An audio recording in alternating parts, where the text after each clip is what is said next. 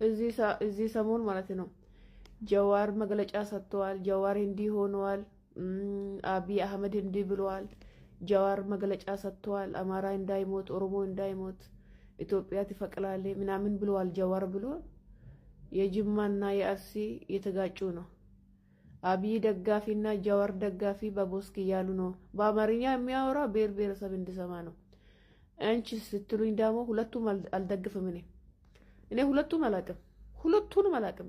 ዶክተር አብይንም አላቅም። እኔ አሁን ቅባት ግዙልኝ፣ ቡና አምጥቻለሁ፣ ዕጣን ግዙልኝ። ይሄ ብቻ ነው የሚያወራው። እኔ ሌላ ነገር ወሬ የለኝም። እና ለምንድን ነው የማትደግፍኝ የምትሉኝ ከሆነ እኔ ዛሬ መደገፍ ያለኝ የኢማራቲ መንግስት ብቻ ነው። ዜግነቴ ስለቀየርኩ ማለት ነው ወደ እነሱ። ዛሬ የኢማራቲ መንግስት ወረቀታችን እስከምናሰራ 1 ወር ሰጠን። ቶሎ ብላችሁ ስሩና ወረቀታችሁን አሰሩ ብላ 1 ወር ሰጠን። ያለው ሰርቶ ድንግል የሸጠውን ድንግሉ ሸጦ ቦይፍሬንድ ያለው ቦይፍሬንድ ደግፎ ሁሉም ወረቀት ሰራ። ያልደገፈ ደግሞ ጊዜ ያልደረሰ ደግሞ ተመልሶ ደግሞ 2 ወር ሰጠን። 2 ወሩን ያላለቀ ደግሞ ብር የሌለ ልብ ቁንጭ ያለች አንዳንድ ሺሻ ቤት የጨረሰች 2 ወርም ያልበቃት ደግሞ አገር ገብታለች በነጭ ወረቀት ማለት ነው። የኢማራቲ መንግስት መደገፍ አለብሽ ደንቆሮ ማዳም መደገፍ አለብሽ። እኔ ዛሬ ማዳሜ ደግፋታለሁ፣ ባባዬን ደግፋታለሁ፣ ደግፈዋለሁ። የባባ ፋሚሊ የማዳም ፋሚሊ ብቻ ነው የሚደግፈው። እኔ ወላ ዶክተር አብይ ጀዋር መሐመድ መጽሐፍ አምጥተዋል፣ መግለጫ ሰጥተዋል፣ አያገባኝም። እኔ ግብር እንኳን ዶክተር አብይ እና ጀዋር መጽሐፍ ምን ያረገ መግለጫ ወጣ የምትሉት ማለት ነው። ግብር ስትከፍሉ እንኳን ጊዜ አይጠብቅም። እህል ሸጣለሁ ከሐሙስ ዕለት በእናት ሮብ ዕለት ቅዳሜ ዕለት እህል ሸጥቼ መልሰህ ትሞታለህ። ዛሬ ይሄ የኢማራቲ መንግስት ደግሞ 2 ወር ሰጠን። ዘና እያልን ሰርተን እንከፍለዋለን ማለት ነው። እና ዛሬ መደገፍ ያለብሽ የኢማራቲ መንግስት ብቻና ብቻ ነው።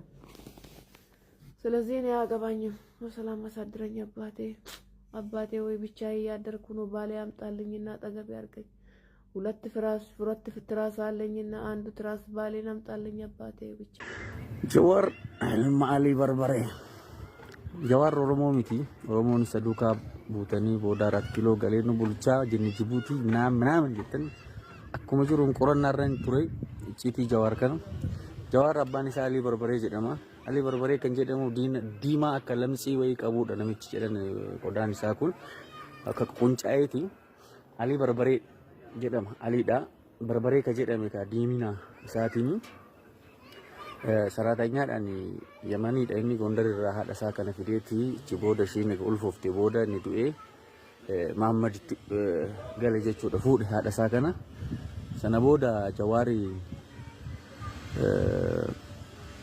መሐመድ ዋሙ ጀልከው ይቹ አሊ በርበሬ ከጀደመ ነምቺ ዲማ ዋንተ ኤፊ ጀዋር ፎቆሞ ኦሮሞ ተከን ቀብ ተክ ወለገ ቡሳዳን ይወዱሙ ነመጨልሴ አሲ ሰላልራን namni ወቀለሙ ጨልሴ አረርግራን ቤላን ባሌራን ቤላን ሆኖ ጀደን ጨልሴ ጋፋ ቡርቴን ተቀምተ ጀዶ ወራ ቡርቴ ወጂ ቡርቴ ማቶ ቀምተ ጀዴ በየጁዳ ማልነ ፈየዳ አንጎዳፍ ነፈየደሞ አንጎት ኡልነፊ ደሞ ፋይዳ ኪየና ከበጂሰሞ ከራ አንጎት ነፊ ደሞ ጀዴት ወጀተመለ ኦሮሞ ፈየደሞ ኦሮሞ ዳፍ ዋይም ቡሰሞ ነጋ ኦሮሚያ ኬሰ ነም ቡሰ ጀዴ ዋኤ ነጋ ኢሳ ዱበቱ ኦሮሚያ ኬሰ ነጋ ናቡ ከሌሳማ መሪ ወራ ገንቱ ኩኒ አቺ ደሚዮ መሪየቱ ነጋና ዱፉ ጀዳ ወረ ሰበብ ለፈጀላን ኢኒ ቦሶነቲ ቡባሴ ሚቲ ማቲ ከኛ ከቡቂሳ ጅሩ እንቤክ ነበር ዋኑንዳ ኢሳኒን ቀዌ ለፈካ ማፍ እንጀነሬ የገ ነጋ በርባደተ ሞቱማቱ ይደቴ ጫካሴኒ ሞቱማት ይደቴ ፋኖቴ ሞቱማት ይደቴ ጫካሴኒ ሎላ ጅራ ወረ ኢስ ለፈጀለ ቡባሳ ጅርተን ገርጋራ ጅርተን ይቹ ኦሮሚያ ነጋ ከዶጋ ጅሩ ኦሮሞ ነጋ ከዶጋ ጅሩ ይቹ አናፎ ኢሳን ለፈካ ወተን ሞቱማኒስ ለፈንጋ ወጣባ ገሩላል ጀዋር ከነቦደ ጨራ 4 ኪሎ ሴኑ ይዲ ጨራ ኢትዮጵያ ሴኑ ዩን አርገቱ ቴኘ ፒንጮፍ ነው ጀቹ ስማ አናቱ ማነ ከሲ ዱፈሙ ብየቶ ዱፍተ ጀቹ ሮከም ቦራ ጋር ቡርጂሱት ተሩ ቀብዱ ትልት ደገፈዳ gurbaa Yemanii kanaa fi artistoota tokko tokkoof artistoota Oromoo tokko tokkoof yeroo baay'ee polotikaa Jawaar waan tokkoffaa sababni tokkoffaan ani jibbeef tokkoffaan Jawaar jalqabarraa jedhamee hamma amma jirutti madaa Oromoo hooqaa ebaluu akkana si godhe harma si mure torchi si godhe maal si godhe jecha madaa Oromoo qofa hooqaa nama torchi godhe sanillee argateen tuqne faayidaa inni yookaan immoo furmaata inni madaa saniif kaa'ee hin qabu maduma Oromoo hooqaa laal madaan amala madaa keessaa tokko maal akka ta'e beektu jettu hosii hooqan bakka san bakka madaa san daarii san akkasi bakka san naa hooqi jedha girrisaa nama kuru jawwee kiyya bakka san naa hooqi jedha faaraan ta'inaa. Hakimni sirriin garuu maaliin furmaata Oromoon beela'ee eshi beela'ee jira Oromoon duuroon qaala'insi jireenyaa jira amma Jawaar bahe Oromoon akka daabboo nyaatu maal hojjechaa jirta Jawaar yaansi Dr. Abiy Shimallis Abdiisaa qamadii oomishaa jiru qamadii galchaa jiru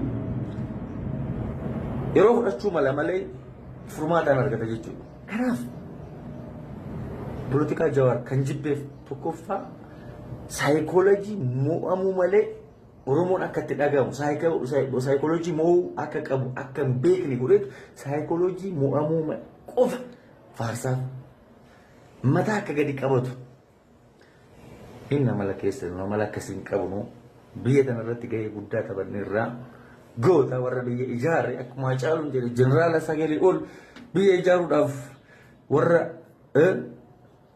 gatii kafalee qabna. Kanaaf biyya kana keessatti gadaantummaan nutti dhagahamu.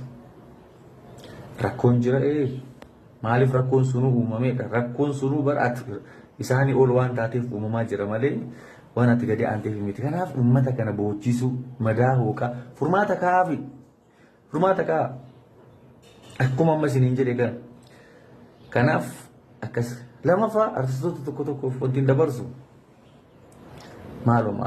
maaloo artistoota biyya koo maaloo Fiqiriin Musirbaa maaloo ni waan sargii waan Fiqiriin minamina kana sirbu waan biyyaa waan jaalalaa waan tokkummaa kan hunda madaa hooqaa ummatuma boochisu rooroo kunis naawri sargii irratti bar Oromoon waan banatu dhabee Oromoon maasaan gamaa lafan baatu allayyaa calanqoo keessaa bookisa jallis keessaa bookisa hayyuuni maal jedheetu dhayi jala maalini soki jala kabira sargi irratti waan sargiiti waan mushirroo waan sargiitu sirbamu. Kanaaf yeroo baay'ee wantoota akkana namni ilaala argitanii waan sargii sirbaa fi uummataaf ummanni yeroo sargii waan banatu bisootii akkamitti sargii irratti bantanii sargii namaa jeeqtanis naa isinillee sir'aata godhadhaatee akkas godhaa maali buleessa keessan quxisuudha taannaa shondummaa jechuun eegganaa tiiviilee na dhoowwatanii kunuuti የለም ኖይስ አመሲት ተኑማን አከነቶ ለገረ ጀዴቱማን ሁለት ወር ያልበቃት ደግሞ አገር ገብታለች በነጭ ወረቀት ማለት ነው። የኢማራቲ መንግስት መደገፍ አለብሽ ዶንቆሮ ማዳም መደገፍ አለብሽ። እኔ ዛሬ ማዳሜ ደግፋታለሁ ባባዬን ደግፋታለሁ ደግፈዋለሁ። የባባ ፋሚሊ የማዳም ፋሚሊ ብቻ ነው የሚደግፈው። እኔ ወላ ዶክተር አብይ ጃዋር መሐመድ መጻፍ አምጥተዋል መግለጫ ሰጥተዋል አገባኝም ነኝ ግብር እንኳን ዶክተር አብይ እና ጃዋር መጻፍ ምን ያረገ መግለጫ ወጣ የምትሉት ማለት ነው። ግብር እንኳን ግብር ስትከፍሉ እንኳን ጊዜ አይጠብቅም።